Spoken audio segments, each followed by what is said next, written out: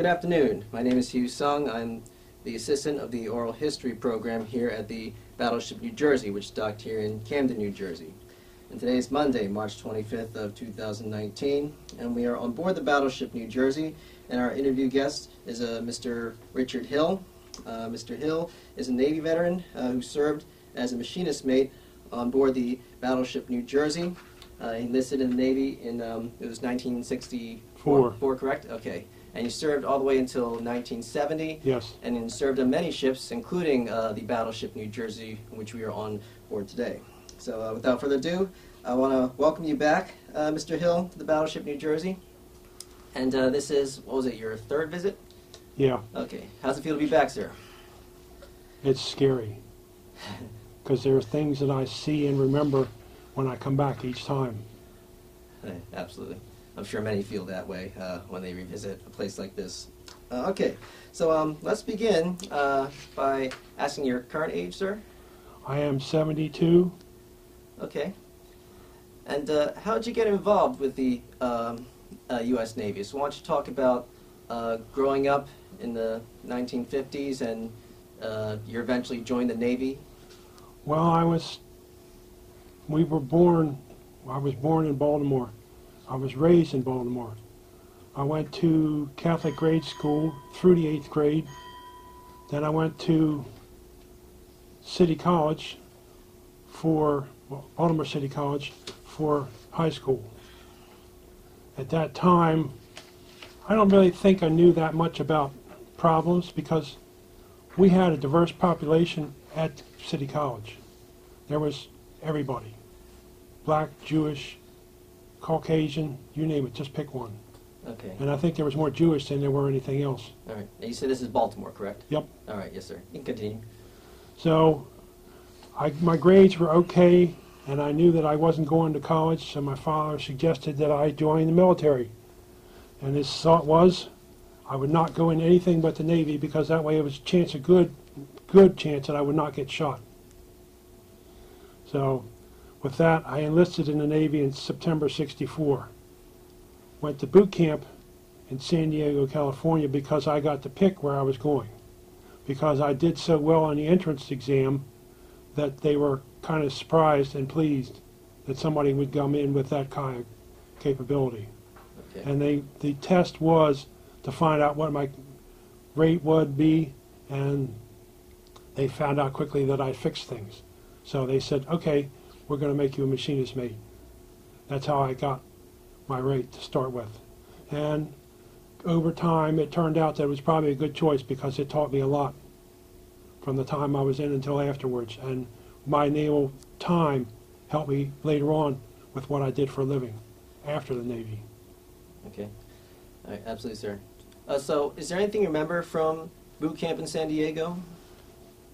Yeah, I came down with bronchial pneumonia about a week before we were ready to go out. And my company commander knew I was sick, but he didn't say anything because I'd done everything that I needed to do, and it was just a matter of getting paperwork together and giving us orders to go home. So I went home, and I spent about 10 days in bed with bronchial pneumonia. And my father took me, after I was well, to his job. He worked at Aberdeen Proving Grounds and the paint and coating chemical laboratory. And he took me in my uniform so he could show off his son who was in the military. That was his trick. He wanted to show him off what his son could do. Oh, okay. So you did that like during boot camp, right? No, at the end of boot camp. Oh, the end of boot camp. While I was getting ready to go to A school. Oh, okay. All right. Then I went to Great Lakes for machinist mate A school. That was not too bad, but except for the snow. Because that was, basically you're talking about right next door to Chicago. And it's cold, rainy, snowy, it doesn't matter. But I did pretty well in the class and went on from there to serve on a ship because I was not ready to go to nuclear power school. As they had a certain time of the year when they started the class. So I went on the USS Pocono, which was a supply ship, and we did resupply runs from Charleston, South Carolina to Hoylake, Scotland, and Rota, Spain. We carried Polaris missiles in No. 2 hold that were guarded because they were active missiles. We had Marines guard the hold all the time with loaded 45s.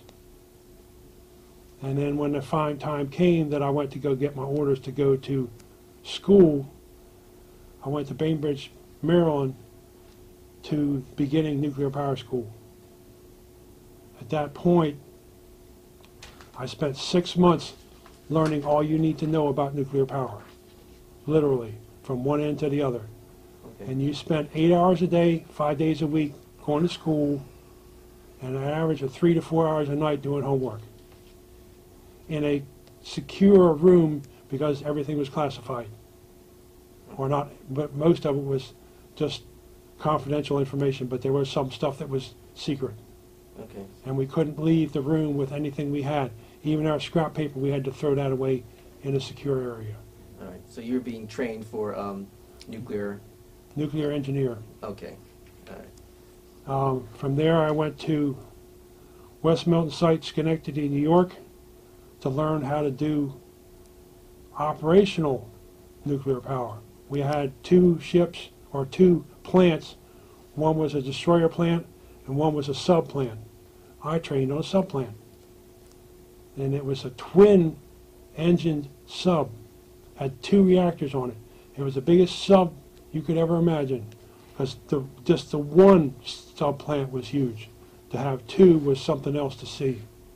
Okay. Do you remember the name of this sub plant? No, I don't. That's one thing I can't remember. All right. But it was nuclear power, was it? Oh yeah. Okay. And I did about 5 months of that before I came down with a bad cold bronchial pneumonia again. And from that time I was said bye, because Alma Rickover discharged me with a rate from fireman down to fireman apprentice, because my health would not hold up to what he wanted to do. So it was a matter of just, okay, he's done. That's when I went back into the regular Navy. Okay.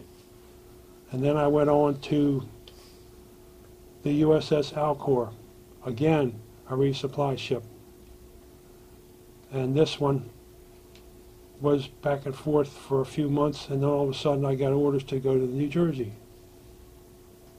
I went there from Baltimore because I came back home for a short time, and then from there I took a bus up to Philly, and I went on board to New Jersey when she was still recommissioning, because they hadn't finished it yet. Okay. She was still tied up to the pier, and they did a test run of the ship, and they had a problem. I was in, I think it was No. 2 engine room. One of the generators wouldn't stay running. They put it up to speed and it would trip out on overload. And it turns out there was a piece of preservative in the oil line that should have been cleaned out, and it didn't get cleaned out. And as a result, the generator would keep tripping out. All right. This is Cosmoline, was it? Yep, Okay. Yes. yep. For the historical record, that's a petroleum preservative. So And they just didn't get it all out. And it took a while between the Yardbirds and myself to figure out, hey, we need to clean this thing. So they flushed it again, got it out this time, and it ran. Okay.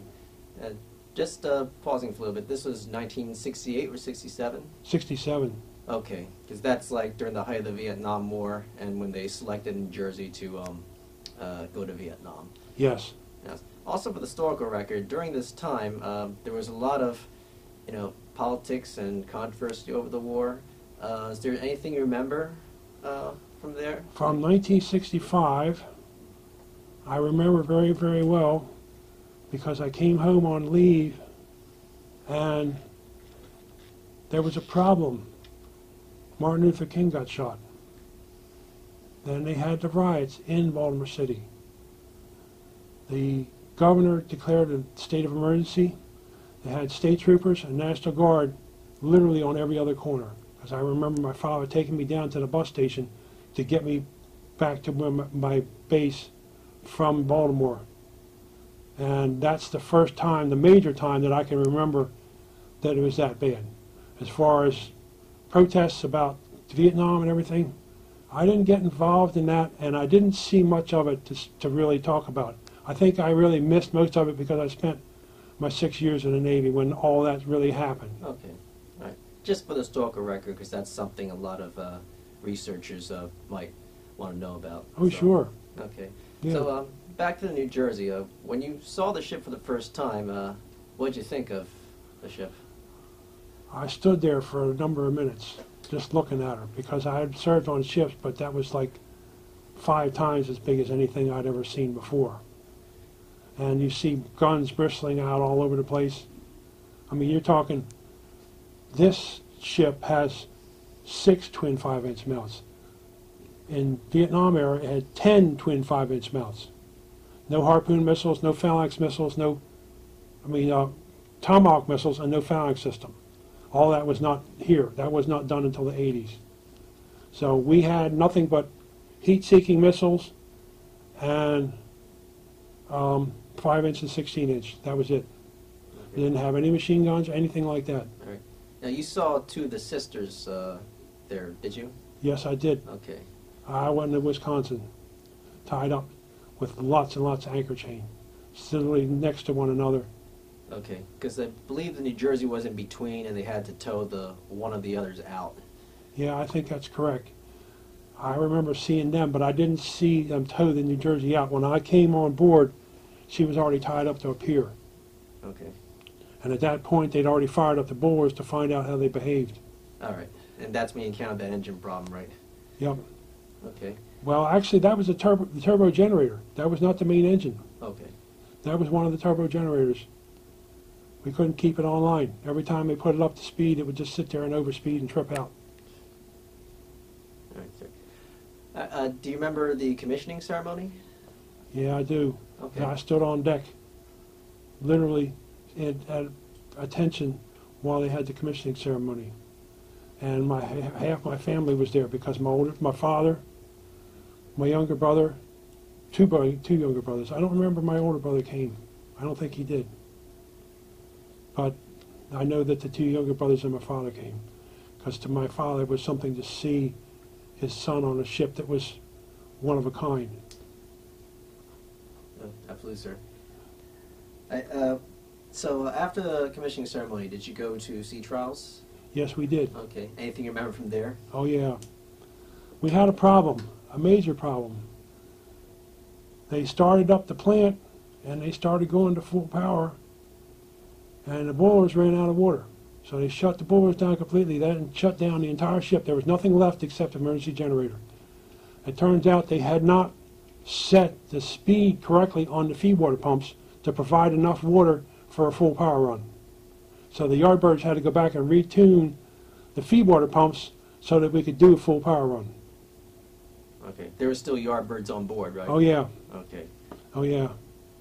Yeah, that was a little embarrassing for everybody concerned.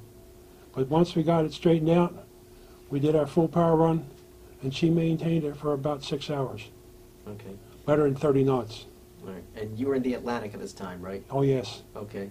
Yes. Then we did firepower. I worked all night, and I was sleeping in.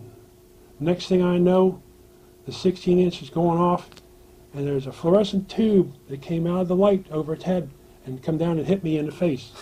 It didn't break, but it came out of the light fixture. Because all the lights, all the beds or bunks had the small, I don't know, that long fluorescent tube light over top of your bunk so you could read at night or whatever, because it was stacked 4 high, you couldn't see too well. So they somehow or other they actually managed to do that.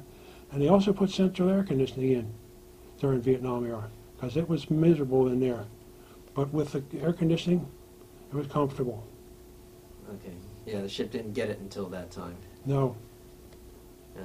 All right, so that was when the 16-inch guns fired and you saw like a piece of the fluorescent come down? Yep. Okay. That was your first time witnessing the main guns? Yep. Okay.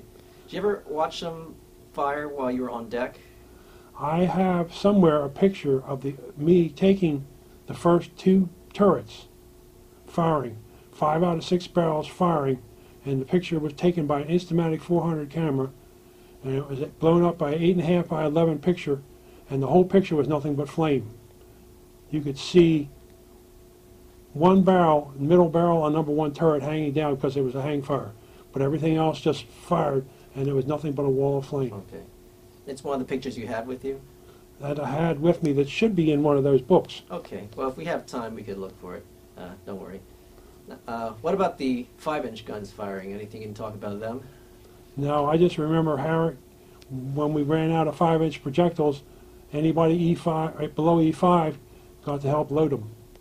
They'd have an ammo ship come alongside, and we literally picked up one at a time and took them up to whatever 5-inch mount needed them. I remember that very, very well. So at sea resupply, right? Yep. Okay. Anything you remember from there, like the procedure and stuff? Well, they had helicopter and refrigeration ship highlining and bringing over food onto the helicopter deck. And it was a constant thing for most of a day where the helicopter would have a cargo net stuffed full of whatever food they brought in at one time. It could be a box, cases of steaks. It could have been 20 dozen eggs in a case. I just remember seeing boxes and boxes and boxes of stuff, and each one of those boxes had to be pulled out of that cargo net and humped down the deck to wherever it was going to be stored. I guess while we're at it, why don't you talk about food on board, because that's something that people That was know. probably some of the best food you'd ever see even on a ship. I remember having lobster tail one time, and you could have all you wanted because there were some guys that didn't think anything of lobster tail. So I went back for seconds or thirds, I forget, because I was an eating machine when I was younger. But I literally, when I went in, I was 6'4.5", 135 pounds. When I came out, I was 6'6.5", 185 pounds. And it was all muscle, because I worked physically every day, 5 days a week, 6 days a week. Absolutely, sir. All right, so let's talk about going to the Pacific. Do you remember going through the Panama Canal? Oh yes, very, very well. I actually got a chance to peek up on deck and see hosing the sides of the ship down to keep the paint from burning as it was rubbing through the blocks. And they were trying to keep as much of it as possible on the ship so they didn't have to repaint the whole ship, or at least the areas where the ship was rubbing against the lock, because that was the biggest thing they could get through the lock. I don't think they could get aircraft carriers through, but I know that the New Jersey was close, real close. Of scraping the sides? Yep. Yeah. Sorry about the 1MC, by the way. Yeah. Can't really control that. Sometimes you hear it, sometimes you don't. All right. So, from leaving the canal, did you ever cross the Pacific? I'm sorry, cross the equator? Yes, I did. Anything you remember from a shellback ceremony? It was greasy, messy, but the thing is, I understood why, because you aren't too many people that cross the equator on a ship that served. They sort of went out of their way to do that because it wasn't that far out of the way. I remember crossing the international date line, it was like, no big deal. But when you cross the equator, they set up, the whole ass end of the ship was literally set up to do nothing but all the polywogs would get paid back for whatever they did or didn't do when they came back there. So that was quite something to do and see. And somewhere around I still have my paper that I passed as a shellback. Okay, so the official shellback. Yep. Okay. So while we're at it, let's talk about ship entertainment. Like any periodicals or movies the sailors had access to? We had a radio or TV system, and they could actually sit there and transmit something from the TV room, if you will, besides watching movies every night. You could have a movie every night, and it would be a different movie every night. But the other thing was, if they had some kind of special function, they could transmit it throughout the ship with the television room. So that was pretty good, because that way we could keep in contact with and keep a knowledge of what was going on. And of course we also had the daily news briefing that was printed out on a mimeograph machine and handed out to the different departments. And I forgot something, or I should say I remembered something. My job when I became a second or third class petty officer was mail petty officer. I literally went to the mail room and picked up the mail for M Division. Every day they had mail come on board. And then I had to hand it out to everybody in M Division. Okay. That's something that most people didn't do. Do you remember how the mail was brought on board? Helicopter. Okay. Literally, they drop it down with a bag. They didn't even stop. They just dropped the bag, however many bags they had. They had 2 or 3 or 4 bags. They drop it, and then the mail POs would go get it and sort it, and then they'd call over to 1MC and tell us to come get our mail.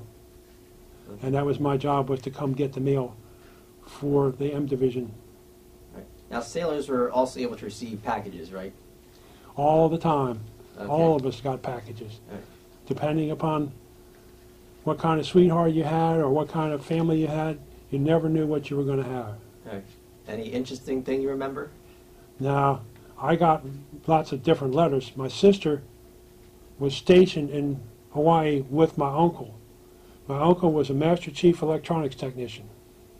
My mother died when we were 12, or when I was 12, and my father had my sister go with my uncle because he had 4 girls. So there was, or 5 girls. No, Raymond had 5 girls and 1 boy. That was my uncle. Okay. And when I went to Hawaii, I was the only one that got liberty, or leave, actually not liberty, because Anne had surgery for part of her colon to be removed because she had polyps in her colon that was precancerous. So when I came, I went there to see her, and that's the first time I got off the ship since we left Long Beach, because that's where we were out of, is Long Beach. We came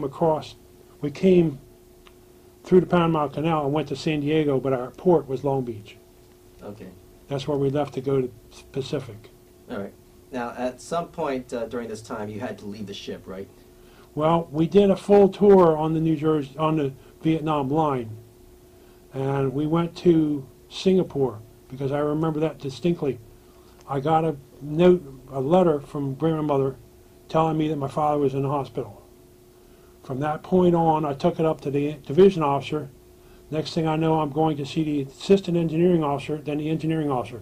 The next morning, after they confirmed with the Red Cross that it was true, they took me to the Singapore embassy and put me on a plane to fly home.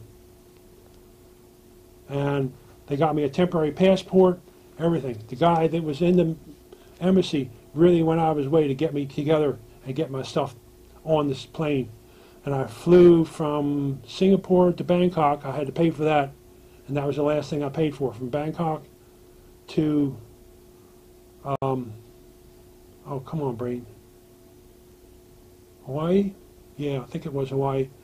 Then from the West Coast, and then I had to pay for a flight from San Francisco to Baltimore. And it was about 2 weeks before my father died, but I got to see him, and he thought that I was AWOL. That's one thing I remember to this day. I said, "Would you like to see my papers, Pop?" I had my leave papers with me. I showed them to him, and he relaxed. He said, "Oh, okay." And we got a call, I don't know, a week or 2 later, about 3 o'clock in the morning, that he passed away. And he was 48. Sorry about that, sir. But that was part of the history.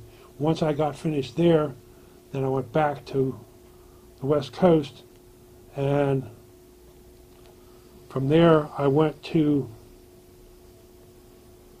the Bryce Canyon, because that's when I came back to the West Coast. That was the destroyer tender. And I stayed there until the New Jersey came back to Long Beach. And then from there I came back on board her and served the time until she was decommissioned. And I can still remember to this day, I crawling down into a double bottom, painting the inside of the double bottom, in preparation to getting it ready to decommission. And I was the reason why I got to do it is because I was the skinniest guy there to do it, and nobody else could do it. And as an E5, you didn't have to do that kind of stuff, but they knew that I could get in there because when I left the ship, I was an E4. When I came back to the West Coast, I found out that they were doing a test for machinist mate second class, or E5, and I asked my actual division officer, that was my temporary division officer, if I could take the test for E5. And he said, well, let me get back to you. So he looked at my record, he says, yeah. So by the time I passed that, I sewed on my stripes for E5 before the New Jersey came back to the West Coast. So I left as an E4 and came back as an E5, which screwed up a whole lot of stuff. And I got the blues for probably 2 months because I came back as an E5. But I wound up later on serving as a petty officer in charge of the engine room that provided power for the entire ship, because they knew that I had enough capability to do that. And it took a little bit of training time, but that was neat. But to go back a little bit even farther, when we were headed off from Philly, my duty was to be in charge of the shaft alleys, all 4 shaft alleys, which literally meant you had to go from main deck, Broadway main deck, down to the shaft alleys, and there was 2 shaft alleys in one area and 2 shaft alleys in the other area. And I had to take responsibility for making sure that the water, seawater that was coming out, or that had needed to come out, was loose. The packing gland for that was loosened up so that the water would come out, so that it would cool the shaft. Because if it didn't, then it would burn up the packing material that was being used to cool, that was lubricating the shaft. And that was called lignum vitae. It was an actual wood that was really strong, and it had a lubricating quality to it. And with the seawater, it was very easy to rotate the shaft in there and not have a problem. My job was Shaft Alley King. That's what they nicknamed me, because I spent the time down there, and they knew they didn't have to hold my hand to figure out what was going on, because I would tell on anybody in a heartbeat. One of my non-petty officers decided he was going to be lazy, and he did not loosen up the packing glands for the shaft. When I came in to check on him, there was steam coming out of the packing gland. He came close to getting written up and going up to see the executive officer. But I told him, I said, if you do anything wrong again, that's what's going to happen. I said, if you can't do your job, then I'll find somebody who can. And he got it real quick that he better pay attention, or I didn't care. My job was to make sure that the ship ran well, and that was one thing that you couldn't do, was to have that coolant that water not cooling that bearing. So that was something that I remember to this day. Okay. On New Jersey. Yep. All right. So just backtrack. You were on the ship when this was firing off Coast Vietnam, were you? Yes. Okay. Anything you remember from there? Well, we had a rule. One turret was on duty all the time. One 16-inch turret. And I think there was 2 5-inch mounts that were on call. And they'd rotate through them. If you wanted to come up on deck, if turret 1 was firing, you couldn't come past midline on main deck. You could sit on the aft and watch them shoot. And if you really paid attention, after the flame, you could watch the projectile come across the sky, and then it would disappear in the horizon. And then if you waited about a few seconds, then you see, from a distance, you could see about that high an explosion where the shell went off. And we're talking 10 or 15 miles. You could still see that little explosion. Oh, yes. You witnessed the 5-inch guns fire as well? Yep. From there? Yep. Okay. You couldn't see those shells, could you? No. Okay. They weren't too fast. Okay. Too fast, too small. Yep. But the 16 inches, that was something to see. And we used to watch and compare notes to see who could catch looking at them the first time.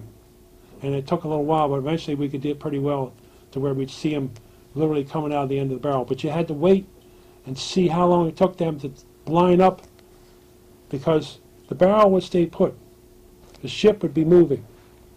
But depends on when they got around to pulling the button, then they'd finally fire 1, 2, or 3 barrels.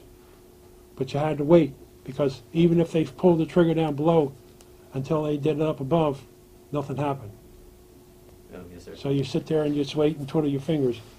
But I remember that a lot. Right. When you get out of the engine room, it was cooler on deck, a lot cooler. Even with the air conditioning, right? Oh yeah, well, we like to have a little air.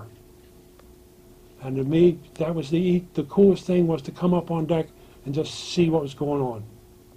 Whether you were off the line or on line, didn't matter. I just like to come up on deck and I just walk around and look at the sky and the water and just see what was going on. Okay. So it was really a lot of fun from that aspect, because it taught you a lot about how minute you were. Now, there was one engagement where the North Vietnamese fired back. You remembered that? Yeah, because I remember where I was. Okay. I was on the mess decks, and they sounded general quarters. And they said, "This is not a drill. This is not a drill." Everybody flew off that mess deck. Everybody left their tray where it was and went to our general quarters station. That was the fastest move I can ever remember for anybody, was flying through that ship and get down to your engine space. And they literally wiped out whatever they fired with was gone, because they fired until they just made a hole. So there was nothing left of the clown that decided they were going to shoot at us. Okay. But that enemy fire didn't hit, did it? No, Okay. no, it did not. All But right. it didn't matter. They shot close enough that somebody said, "Okay, let's take them out." Okay. But you didn't witness that on the deck, did you? Nope, because I was at general quarters, Okay. and I would never have been able to get close to there, because they would have. If I had gotten on deck, somebody would have reprimanded me for being on deck, because I was not in my assigned space. Okay. That was critical, and I understood. All right. Was there any other engagements you remember? Nope. Nope. I do remember a Russian Bear bomber flying overhead when we were getting ready to come online the first time. And I remember to this day because I saw the great big red star on the side of that plane. And about a few seconds later, here comes the Navy fighters making sure that they didn't get too much closer. Because I saw 2 Navy fighters come out of wherever and tell him, "Okay, it's time to leave." All right. So there was an aircraft carrier nearby, right? Yep. All right. You don't remember which carrier? No. Okay. But I also remember, too, when we first fired, there was the New Jersey and a cruiser lined up next to one another. Both of us firing 8-inch on the new cruiser and 16-inch on the New Jersey. That, I believe, was the Newport News. Probable. But I just remember to this day that it was so neat to watch it, because we were not at general quarters and we could watch them fire, because they were, I don't know, it was turret 1 or turret 2, but it didn't matter. We could watch them fire at the same time we did. So it was really cool to watch the both of them firing. Okay. Sorry, I just gotta let him talk. It'll be over.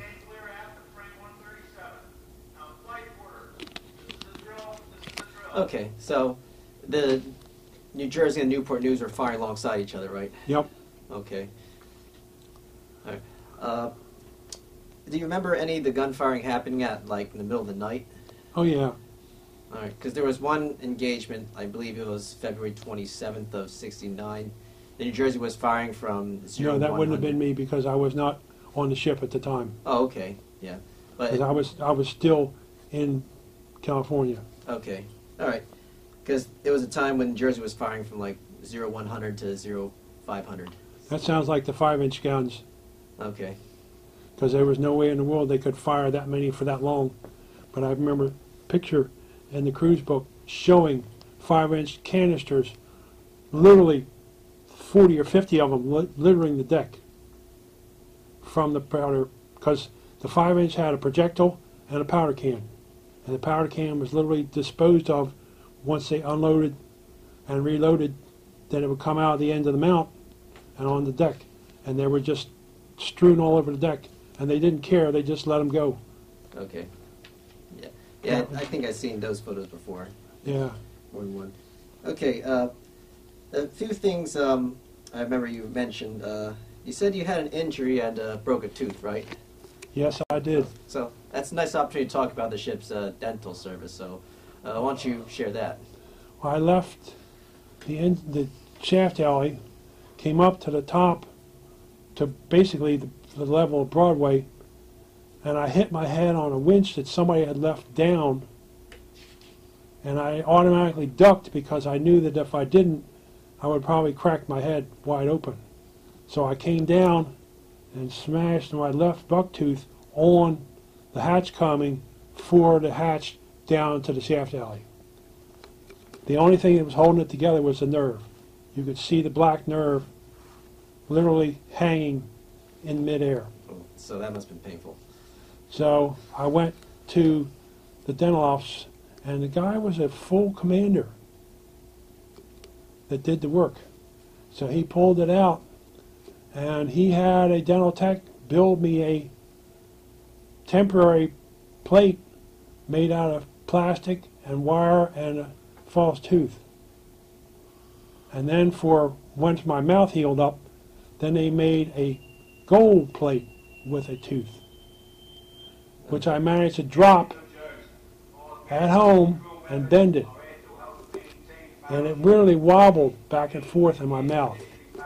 When I came back, they took me over to the base, and I had a chief dental technician build me a permanent bridge, which I still have, from 1969.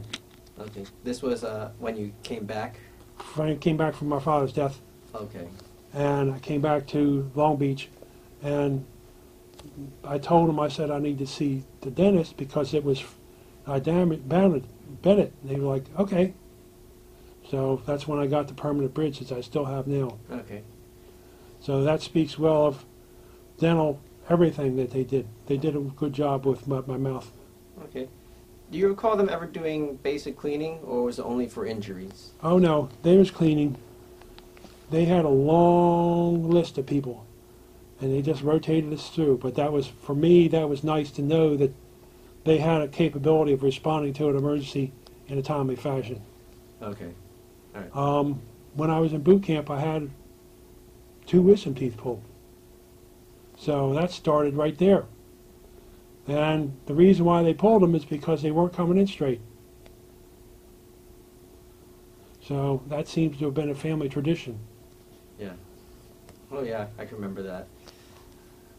But everybody could have their teeth checked, right? Even if Yeah. it wasn't.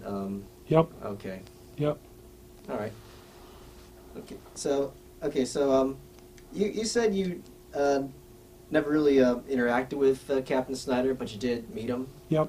Okay. So how was he as a captain? I think he was a good man. I really think he knew what he was doing because he cared about the crew, and we were allowed to grow full beards when we were on line. That was not done on most ships, I don't believe. Once we got back to the States, we had to shave it off, but so what? It was neat that the man had enough whatever to let us do that, and those that could grow a beard grew one, and I had one. I was reddish brown beard, and it was really full. Okay. Because he supposedly let his hair grow and was dangling over his eyes if he didn't comb it. Yeah, I think that was correct.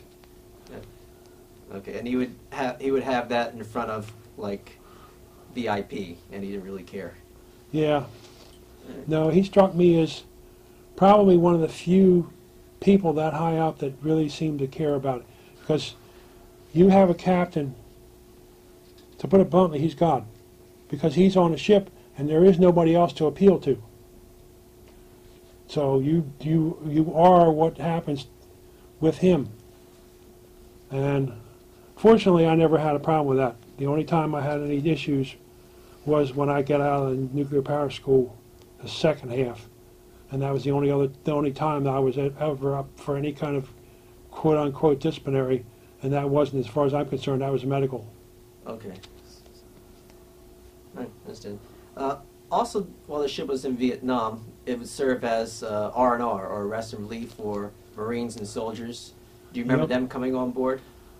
There was a steady flow of Marines coming on board, and the first thing they did was to get a hot shower. They brought their own clothes for a change, but I remember them coming on board and literally lining up to take a shower, because some of them probably hadn't been clean in weeks. But the other thing was, we had good food. There was not any time that I can remember when we didn't have good food on that ship. And the Marines loved it because they got hot meals, which most of them hadn't seen in a long time. So that was pretty cool that they could thought. And we had flag rank from Navy, Army, Marines, all come visit, Vietnam, Vietnamese, just everybody come visit that ship because it was a showpiece. And it was a constant, I remember, I wasn't up on deck all the time, but it seems like every time I came on deck when we were on line or close to line, helicopters, incoming, all the time. Some special dignitaries, right? Yep. Okay. Any remember, like, maybe foreign commissioned officers? No, I don't remember anybody specifically. I just remember seeing Vietnamese rank or whatever, but I just know that they were Vietnamese because of their uniforms. Okay. But as far as the rest of it, no, I don't remember seeing specifically. I know that there was commanders and captains that visited from other ships because there was nothing else like her. And we used up a lot of food feeding other people. But it was cool because we knew that we had comfort. And I remember sitting on one ship and making distilled water so that we could use it for drinking, cooking, washing. So it was part of the deal. We made water out of seawater. Also, you remember that one sailor passed away while you were here. Yeah, it was a first-class petty officer. I'm reasonably sure he was a machinist mate because that's what strikes my memory. He was sitting at a table, and the next thing I know, he was gone. And they brought down the medic, and they said he must have had a heart attack because there's no way nobody did anything to him. It was just nature. So they put him in a bag and put him in a reefer until they came back to the States, because I remember that to this day too. That happened on the mess deck? Yep.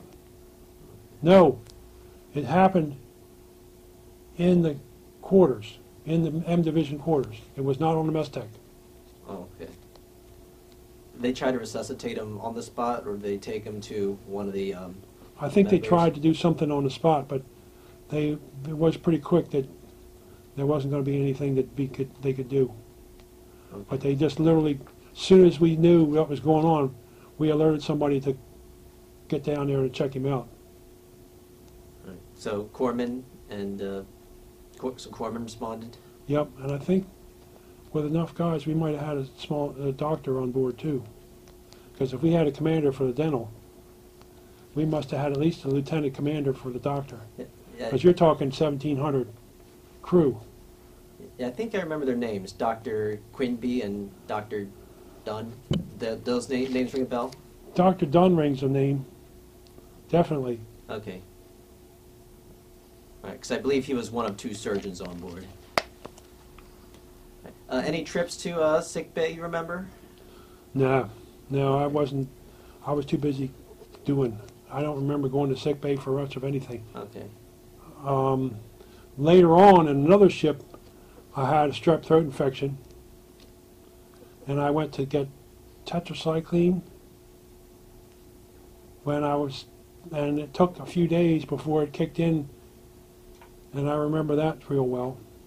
But I don't remember it on the New Jersey. That was one of the other non-combat ships. Okay. Do you remember a chaplain being on board? Yeah, because he'd be on every Sunday morning Okay. on the TV system. Was he called when that sailor passed away? Don't remember. I think he probably was. All right, because they usually do get called and stuff like that. Yeah. Okay, so before the ship gets decommissioned, anything else you remember during deployment? We took a bunch of rookie guys from, I think, the Naval Academy to learn what it was to serve on a ship. Because I remember when the New Jersey came back from Vietnam, they had a cruise for officers. And we took a bunch of them with us. And there wasn't anybody that was commissioned. I think they were all from the Naval Academy. Because that was our midshipman cruise, if memory serves me correctly. And they learned a lot real quick. But yeah, it was scary to see all those young kids. Because at that point, I was almost as old as they were. Because I was like 22 at that time. And they weren't even, some of them weren't even 20, 21.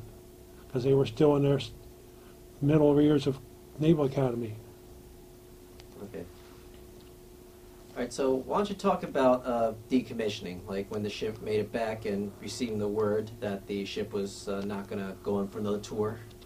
We were kind of concerned that all of a sudden, after like 18 months, they were putting her out of commission. And they actually started shipping people out shortly after we got to Bremerton. Anybody that wasn't mechanical stuff or that needed to be taken care of, they gave them orders and cleaned them out real quick. That was the scary part. But those of us who were in the engine room or the boiler room and knew what to do, that was our job. And I remember taking the head off of a condenser, I'm pretty sure it was a turbo generator condenser, and taking an air lance and lancing all of the tubes from top to bottom for the seawater that was running through there. And you'd be surprised what you find in there. Everything from dirt to sand to little fish to seaweed. Any other sea invertebrates? No. No? Okay. And I remember we had to change this zinc disc if they were more than 50% gone. So we'd have to chip the zinc away from the bolts and take the Monel bolts, break them loose, and then change the disc after we brushed up everything. Because we had to wire brush everything around there just to clean it up. And then put them on and put it back in. Okay, so it's basically disassembling the ship and Yep. get her ready for storage. Yep. And then we had to clean all of the oil out of the reduction gears and everywhere on the generators, and then put Cosmoline in. Well, that was mostly a combination of Yardbirds and us, because some of the Yardbirds didn't know that much about the New Jersey. They just knew basics, and they just knew if we were on the ship that we could tell them how this worked or how that worked, and they could get the stuff in to all the places that they needed to go.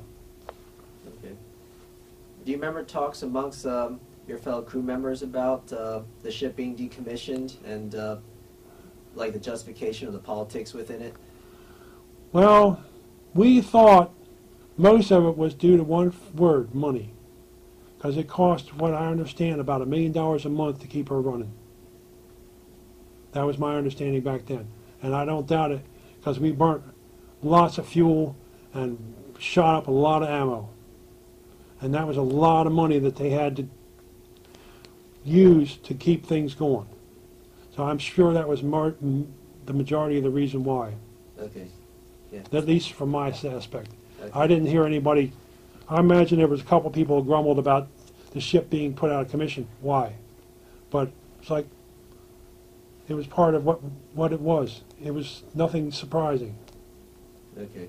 Because I was on multiple different ships and duty stations, so it's like, okay, they're done with me. Here I go to another duty station. Okay.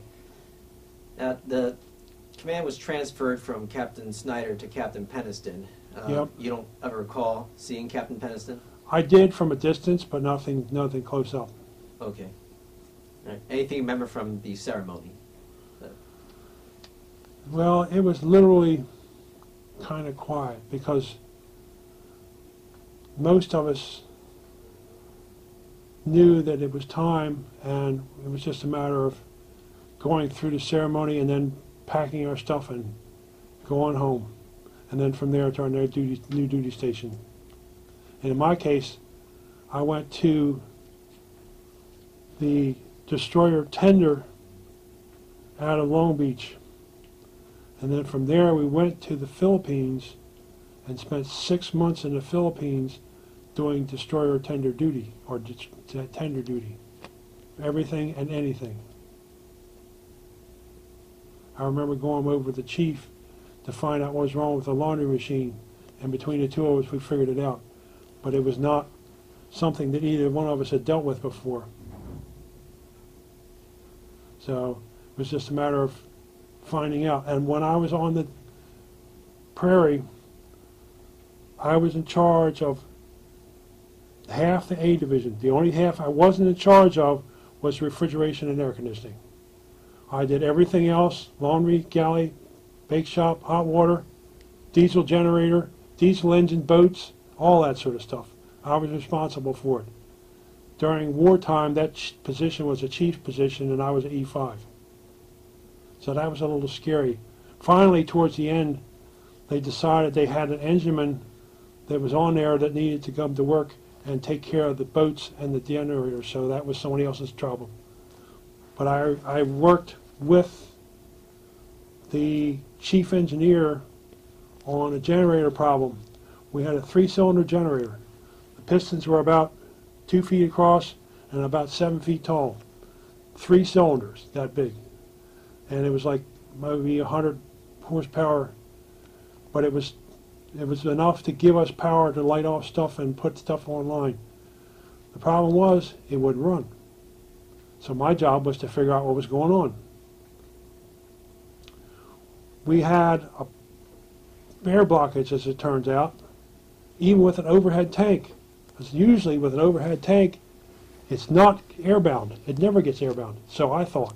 So I went on the base to get a fuel pump. When I got back, after I'd taken all the lines loose for the fuel injectors, the air blockage had gone away. There was fuel all over the top of the heads for that engine, so I had to literally wipe it down before I could put stuff back together. By that time, the engineering officer had come down from Liberty to see how I was doing. At that point, I was literally putting the engine back together, preparatory to running it. He watched me light it off and knew we were good. But it was something that I remember that was weird, because we never had a problem with anything with a day tank overhead. But that one it did. And that was from 45 or 46.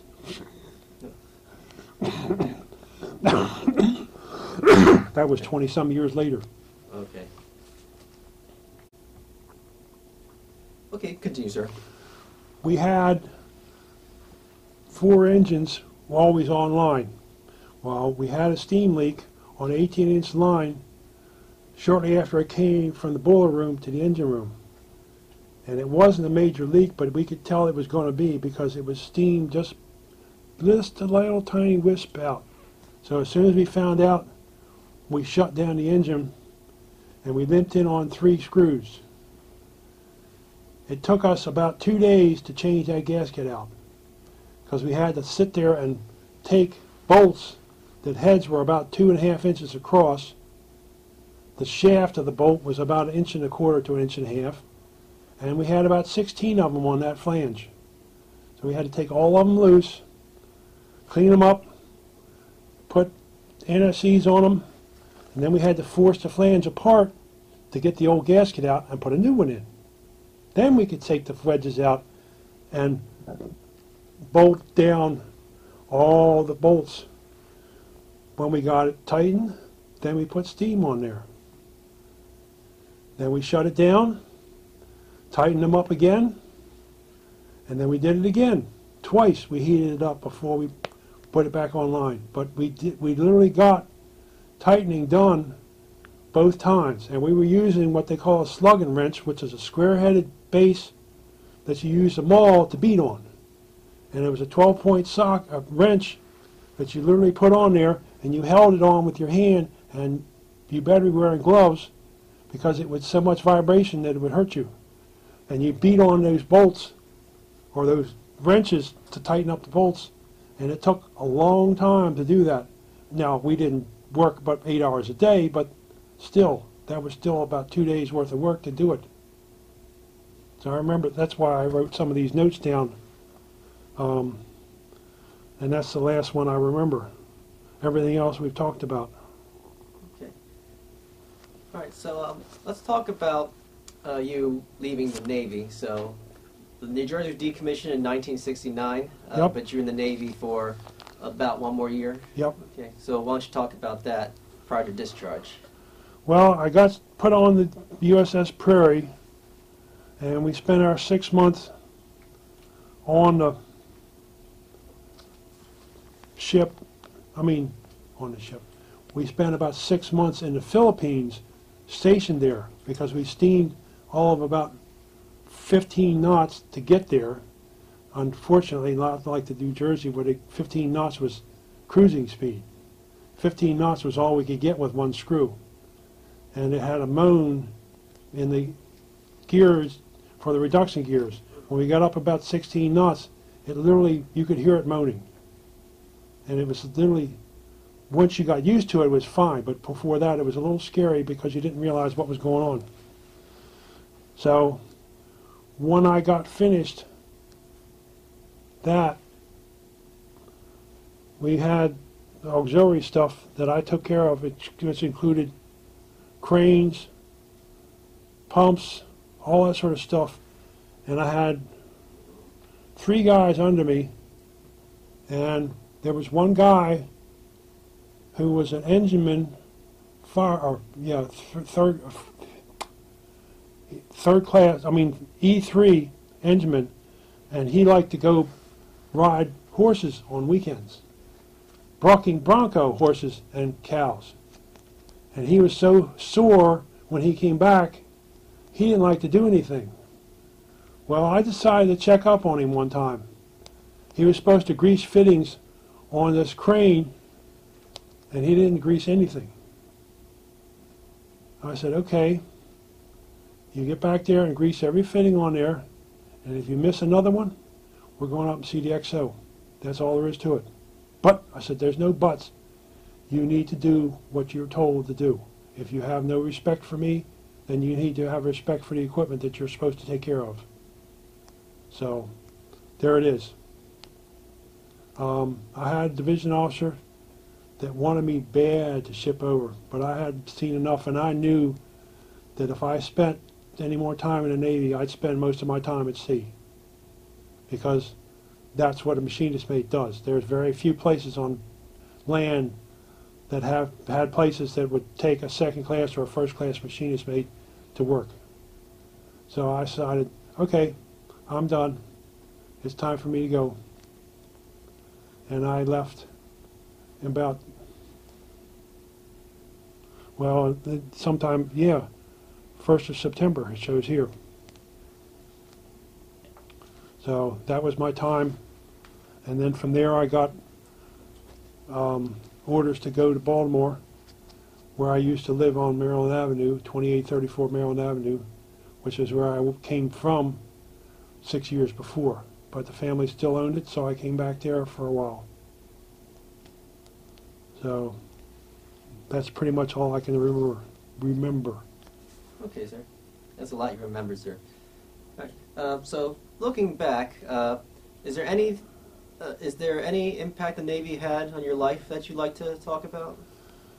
When I came out of the Navy, I found out that you could get a first grade stationary engineer's license, which means you can operate any standard stationary power plant. That gave me rating for unlimited horsepower.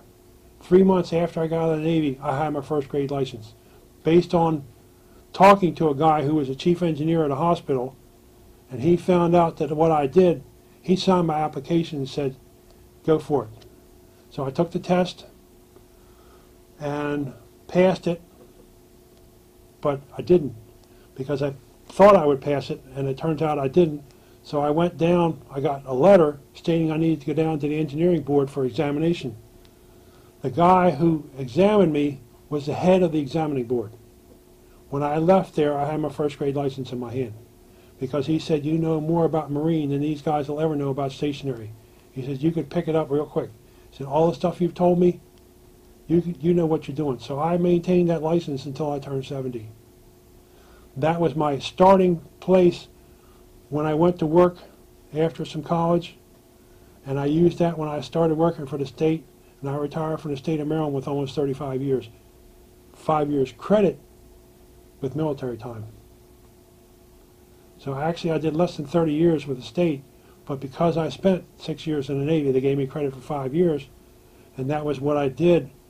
When I hit 10 years, I automatically converted from 10 years to 16 years, and I retired with just under 35 years. But I learned a lot from the Navy. I learned how to manage people. I learned how to, if I didn't know what I was doing, I'd go see somebody or take a course in something, and that taught me a lot. Because when I started with the state, I was a pay grade 9 and retired as a pay grade 18, which was department head. So you don't get that unless you learn something in the Navy or military. And fortunately, what I learned in the military really helped with what I did later. Absolutely, sir.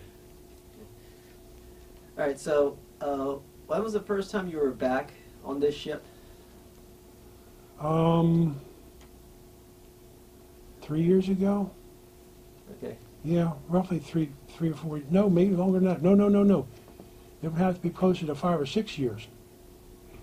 Because we found out she was here, and I came up to see what it was. Because I remember the second time I came, they let me on real easy. The first time, when they figured out I brought my DD-214, all that sort of stuff, telling them that I was on the New Jersey. So basically, they let me come on board and take a look-see because I didn't have to pay anything because I was a former crew member. Okay. So they took me around a couple places, and they showed me stuff that I hadn't, most people wouldn't see because I'd served on her. Okay. And then about 3 years later, my nephew, his son was in the Boy Scouts, and he found out that I was stationed on the New Jersey in the Vietnam era, and he took me up on taking me to the New Jersey for me to sleep over and also to show the kids the stuff that I had from here, including the cruise books, my uniform, all that sort of stuff. And they were like, wow, this old man was somewhere. Because, I mean, let's face facts, I was probably close to 60-something by the time that happened. Okay. All right. That felt good to be back, right? Yep. Okay. Yep. All right. So we're just about coming to the conclusion of this interview. So the first question I want to ask is there anything that I didn't ask that you would like to share? I think it probably taught me a lot about myself and having respect for myself and learning that I could do stuff that most people couldn't do. Because I picked it up real quickly that I had the capability to do stuff that I would remember about for the rest of my life. Working with steam mostly, but just being mechanically inclined and working with big mechanical stuff. That, I mean, I worked on cars, I worked on electric stuff, motors, all that sort of stuff. But I did it because I learned stuff in the Navy. So it was well worth the time for me to learn what I needed to know and help me to grow up. Oh, yeah. Absolutely, sir. Okay, and the final question is for future generations. So as you're aware, this interview would be preserved here as well as submitted to various institutions will be made available to any researcher, student, or anybody who's willing to watch or listen to these interviews to learn more about this nation and our veterans. Is there anything you'd like to say as a way to leave a message to whoever might be watching this? Treat all your veterans with respect. They earned it. We did our best as best we could, and that's what we deserve. I don't ask for any special favors. Just remember that we are veterans and treat us with respect. Absolutely, sir. All right, well, we can conclude this interview right now. So first of all, Mr. Hill, I want to thank you for your service and taking the time to join us. And my name is Hugh Sung once again, assistant with the Oral History Program on the Battleship New Jersey in Camden, New Jersey. And today is Monday, March 25th, 2019. And our interview guest once again is Richard Hill from Baltimore, Maryland. And this recording and any transcripts, abstracts, or indexes made from the recordings will be stored in the Oral History Department of the Battleship New Jersey, as well as the New Jersey State Library and the Library of Congress Veterans History Projects. And all the recordings will be made available to writers, researchers, and historians. And my name is Hugh Sung, signing off. Thank you very much.